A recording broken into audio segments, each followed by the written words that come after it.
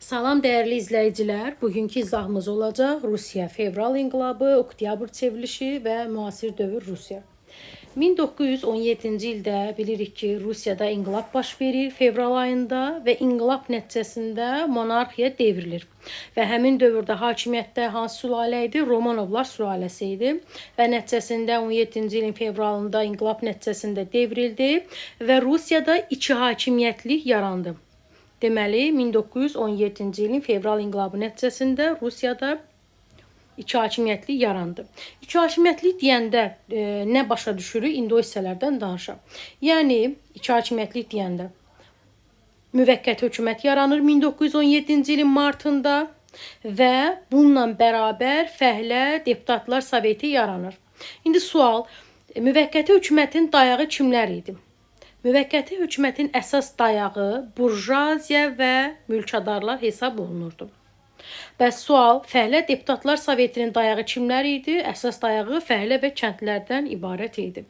Deməli, 1917-in fevralında inqilab baş verdi, Romanovlar devrildi və iki hakimiyyətlik yarandı. Bunu bildik. Sonra davam edək nədən? İki hakimiyyətlik nəticəsində vəziyyət yaxşı deyildi və bundan da General Kornilov istifadə edir, qiyam qaldırır 1917-nin avqustunda. Yəni, dövlət çevrilişi edib hərbi diktatura qurmaq istəyir. İstəyinə nail olurmu? Xeyr, qiyam yatırılır 1917-də və 1917-ci ilin sentyabrında Rusiya Respublika elan olundu.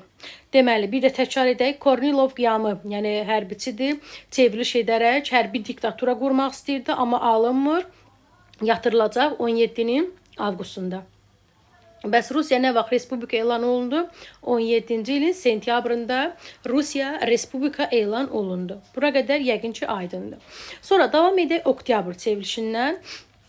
Yəni 1917-də baş verdi, 17-nin oktyabrındadır. Bolşeviklər çevriliş edərək hakimiyyəti ələ alırlar 1917-nin oktyabr çevrilişi nəticəsində və beləliklə Lenin başçılığı altında başda olmaqla Xalq Komissarları Soveti, yəni onun sədri seçildi, XKS-nin sədri seçildi. 1917-nin oktyabr çevrilişi nəticəsində bolşeviklər hakimiyyətə gəldilər. Sonra nə deyə bilərik? Bolşeviklər dedik oktyabr çevrilişi nəticəsində hakimiyyətə gəldilər və sonradan müəssislər məclisini qovacaqlar. Keçmiş hansı ki imtiyazlar vardı, onları ləğv eləyəcəklər.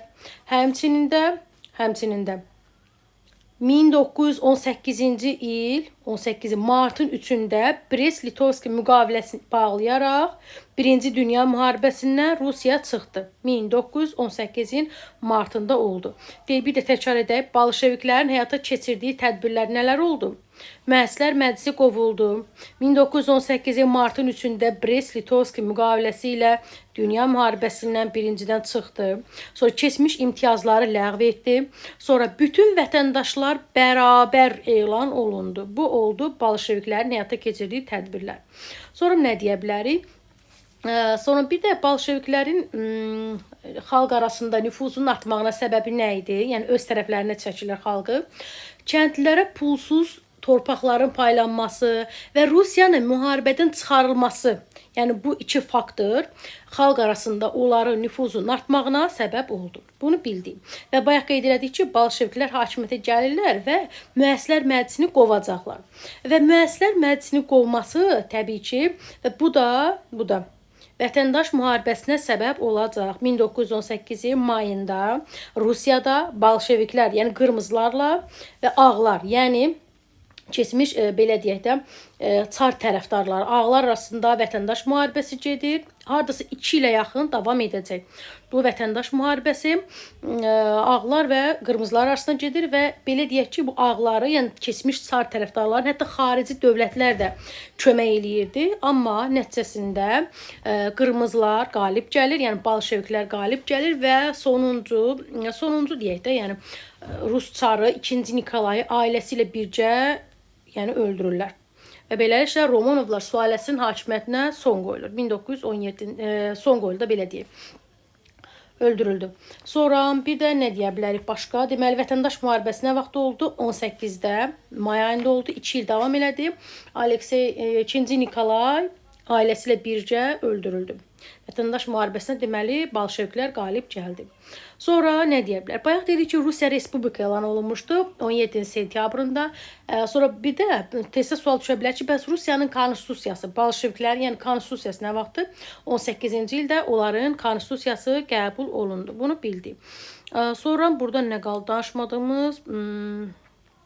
Bir də onu qeyd edeyim ki, hərbi kommunizm siyasətindən danışacağıq və həmin o dediyimiz hərbi kommunizm siyasəti Rusiya hansı ki dedik ki, vətəndaş müharibəsi gedir dağlarla qırmızılar arasında və həmin o hərbi kommunizm siyasəti onların vətəndaş müharibəsində qalib gəlməyində də əsas bir faktor oldu. Bunu da bildik. Konstitusiyasına dedik ki, 18-ci ilə qəbul olundu. Bunu da bildik. İndi danışaq sizlər üçün nə? Hərbi kommunizm siyasəti, yeni iqtisadi siyasət, sənayeləşmə və s. bunlardan biraz danışaq. Nədən danışaq? Və bayaq qeyd elədim ki, 18-ci ildə konstitusiya qəbul olundu və bu konstitusiya əsasən, bunu diqqətlə yadda saxlayın ki, bu konstitusiya əsasən Rusiya Sovet, daha doğrusu Rusiya RSFSR adlanmağa başladı. Necə oldu? 18-ci konstitusiyasına əsasən Rusiya RSFSR elan olundu. Yəni proletar diktatura qurulur da belə deyək. Yəni fəhlə və kəndli hökumətin əsaslanırdı bu da. Sonra davam edək nədən? Bir dəqiqə, yeni iqtisadi siyasət hardadır? Bir dəqiqə, yuxarıda varmı? Yox. İndi buradan danışaq. Sənayeləşmədən danışaq. Bəlkə yeni iqtisadi siyasət yazmamışam burada. Deməli, yeni iqtisadi siyasətdən biraz danışım. Yeni iqtisadi siyasət siyasət dövründə hansı tədbirlər həyata keçirildi? Hansı ki, hərbi kommunizm dövründə diqqətli olun, ərzaq sapalağı var idi. O ləğv olunur. Yeni iqtisadi siyasətin dövründə ərzaq vergisinin əvəz olunur. Həmçinin ticarət azadlığı verilir.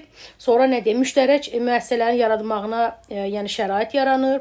Bazar iqtisadiyyatı yəni burada inkişaf edir yeni iqtisadi siyasətin dövründə. Amma Rusiyanın bu mənafeyinə uyğun olmadığına görə yeni iqtisadi siyasəti sonradan dayandıracaq və sənayeləşmə siyasəti bundan danışaq. Sənayeləşmə xətti 1925. 1925-ci ildə Rusiyada sənayeləşmə xətti elan olundu. Sənayeləşmə daha doğrusu elan olundu və sənayeləşmə hardasa 1930-cu ilin sonlarına qədər yəni davam elədi. Və sənayeləşmə nəticəsində SSR aqrar ölkədən artıq sənaye ölkəsinə çevrildi. Bunu da bildik. Sonra davam edək nədən? Kollektivləşmə siyasətindən danışaq. Kollektivləşmə siyasəti, yəni zorakı kollektivləşmə, bundan nə deyə bilərik?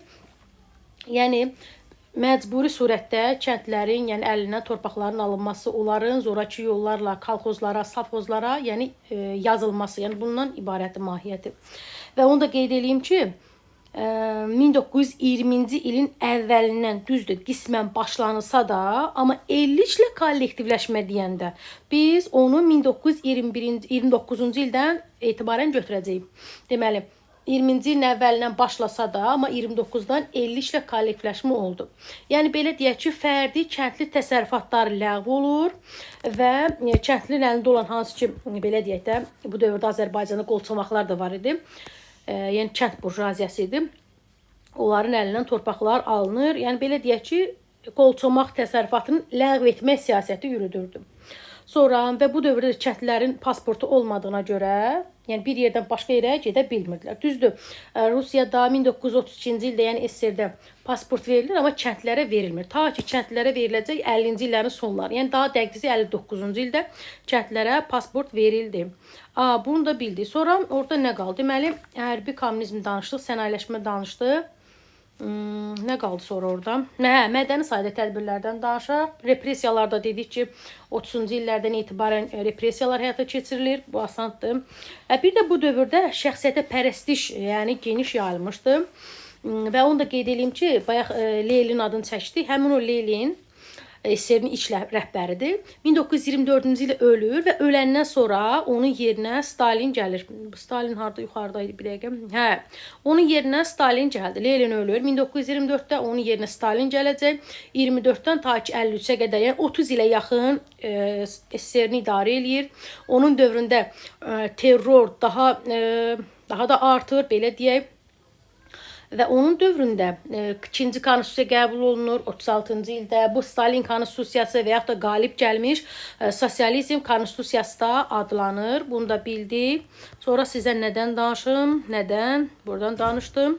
Repressiyalar da asandır. Onu dedim ki, 30-cu ildə Azərbaycanda repressiyalar həyata keçirilmişdi.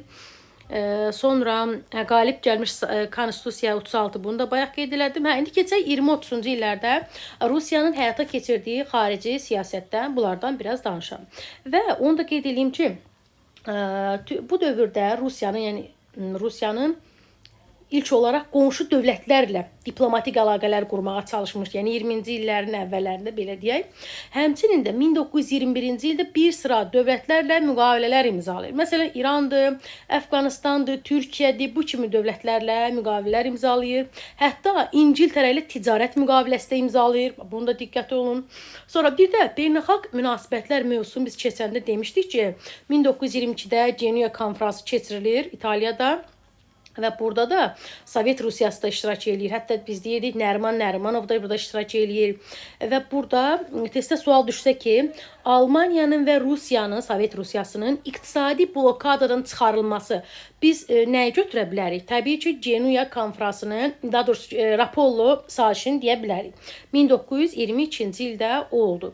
Deməli, 1921-ci ildə dedi İrandır, Əfqanistan, Türkiyə ilə müqavilələr, həmçinin İngiltərə ilə ticarət müqaviləsidir. Sonra 22-ci ildə Genuya konfransına dəvət alır. Sonra həmçinin də iqtisadi blokadadan çıxır da, yəni Rapallo sazişinə əsasən. Sonra başqa nə deyə bilərik? Başqa deyə bilərik ki, Amerika SSR-ni 1933-cü ildə tanıyır. Və bundan bir il sonra da 1934-cü ildə SSR artıq Millətlər Cəmiyyətinə üzv qəbul olacaq. Deməli, bir də təkrarlayaq. SSR-ni Amerika, yəni ABŞ nə vaxt tanıyacaq? 1933-də. Və bir il sonra da, yəni 1934-cü ildə SSR Millətlər Cəmiyyətinə qoşulacaq. Bunu bildik. Sonra nə deyə bilərik? Sonra bir də Ribbentrop-Molotov paktından danışa bilərik biraz. 1939-cu ildə imzalanır. Avqustunda hələ müharibə başlamayıb. Sonra bu SSR və Almaniya arasında imzalanmış bir paktdır. Bu paktda gizli bir protokol var. Yəni Polşanın bölüşdürülməsinə dair protokoldur. Yəni Polşa, yəni belə deyək ki, Şərqi Avropa bu protokola əsasən ətraflı danışım ki, Almaniya və SSR arasında bölüşdürülür. Nüfuz dairəsinə bölünür. Daha doğrusu Polşada yəni bölüşdürülməlidir. Bu belə. Sonra bir də bu dövrdə, yəni 30-cu illərdə artıq SSR qərb sərhədlərini genişləndirir. Hətta uzaq şərqdə Yaponlarla da mübarizə aparır. Hətta onları məğlub eləyəcək. Onları hətta Monqolistandan da çıxarır. Bunu bildik. Və bunları Monqolistandan çıxarır. Bununla da artıq şərq sərhədlərinin təhlükəsizliyini təmin eləyir. Və bundan sonra da artıq şərq təhlükəsizliyi təminat altına alınıbsa, keçməlidir nəyə? Qərb sərhədlərini. Yəni ondan sonra fikrini qərbə yönəldir. Bir də təkrarlayaq. Deməli, nədən danışdıq? Pasport nə vaxt oldu? 1932. Kəndlilərə amma pasport nə vaxt verildi? 59. Sonra qalib gəlmiş sosializm konstitusiyası nə vaxt oldu? 36. Stalinin dövründə. Sonra Rusiyanın, yəni Bolşeviklərin konstitusiyası nə vaxt qəbul olundu? 18-də. Rusiya nə vaxt respublika elan olundu? 17-ci ildə. 17-nin sentyabrında. Kornilov qiyamı 17-nin avqustunda. Sonra burjuaziya və mülkədarlar kimini dəstəkləyirdi? Müvəqqəti hökumətin dayağı idi. Amma fəhlə deputatlar sovetində isə fəhlə və kəndlilər idi. Sonra Brest-Litovski müqaviləsi 18-in martın 3-də oldu. Vətəndaş müharibəsi 18-20-ci illəri əhatə eləyir. Nikolay ailəsi ilə birgə öldürüləcək. Yəni qırmızılar qalib gələcək. Sonra Rusiya nə vaxtdan RSFSR adlanır? 1918-ci ildə proletar diktaturasıdır. Sonra ticarət azadlığı hardaydı? Dedik, yeni iqtisadi siyasətdə. Ərzaq vergisi harda oldu? Yenə də yeni iqtisadi siyasətdə. Sonra sənayeləşmə nəticəsində diqqətli olun ki, SSR aqrar ölkədən sənaye ölkəsinə çevrildi. 50 ilə kollektivləşmə nə vaxtdan başladı? Qismən də olsa 20-ci ilin əvvəlindən. Amma 50 ilə həyata keçirildi 29-cu ildən başlayaraq. Bu belə. Və onu da qeyd eləyək ki, başqa nə deyə bilərik? SSR Millətlər Cəmiyyətinə qoşulur 33-də, çıxacaq nə vaxt? 30-cu illərdə sonlarında çıxacaq. Sonra bir də Millətlər Cəmiyyətinin üzvü olur 34-cü ildə. Ribbentrop-Molotov paktı 39-cu ildə oldu. Avqust ayında oldu. Almaniya və SSR arasında. Bugünkü izahımız bu qədər. Bu mövzu çətin değildi. Ümid edirəm ki, sizə də faydalı oldu. Uğurlar hər kəsə.